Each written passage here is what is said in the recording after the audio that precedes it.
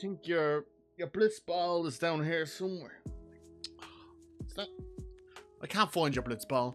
Now, I'm not talking about the most overpowered. A card that matches power with flavor. These are the best Final Fantasy cards in the new Final Fantasy set. Yes, if we're going to be talking about flavor, we got to talk about the instant ramen card. Artifact food, it's flash, so it's instant. The flavor is great, and it just kind of matches that energy that Final Fantasy 15 had with its whole food thing and cup noodles as sponsor.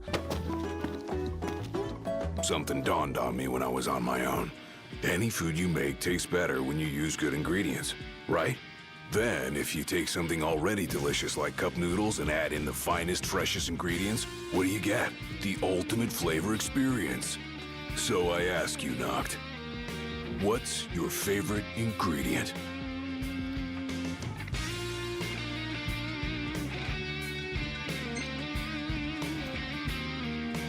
That's what I'm talking about. Minced meat is the key to every perfect cup of noodles.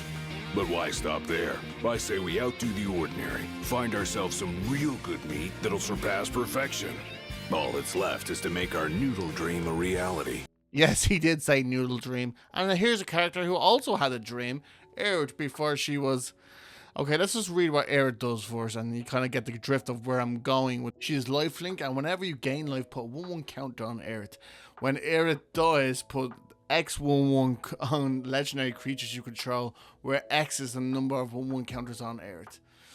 Yes, it's all about death when it comes to Aerith, and it's because this character is absolutely famous for this scene. And if we're talking about Sephiroth's scabbard, let's talk about Sephiroth's sword itself, Masumi. And if you actually look, the flavor is not in the text of this one. If you look at the artwork in this, you will see blood, and the way he's dragging it out, it just looks like the scene that we've just seen 2 seconds ago before. Have you ever looked at a train and said, you know what, I could suplex that train? Yes, with the card suplex. In Final Fantasy 6, you can actually suplex the Phantom Train, and it's amazing that they have made it into a card. This one's going to break my heart. It's Zack Fair, the hero of Final Fantasy, and Zack's ability is when you can sacrifice Zack to give all his counters and equipment to another character. If you play the ending of Crisis Core or know the story of Zack Fair, this one hits deep. If you want to skip past it, go ahead.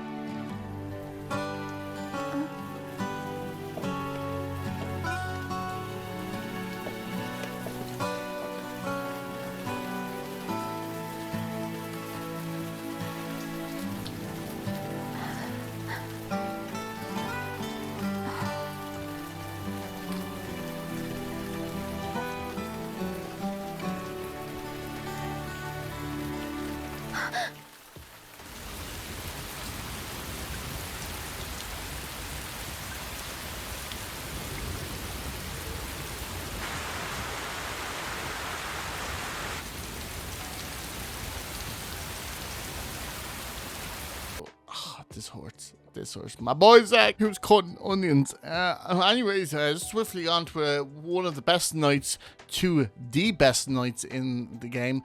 Yes, Knights of the Round. And the way that you can have 13 knights on the field with this saga creature, it's just... When you did the summon in the game, it was magical. You were like, huh? How many people? This Knights of the Round Table for Final Fantasy 7 as a summon is probably one of the best summons ever made.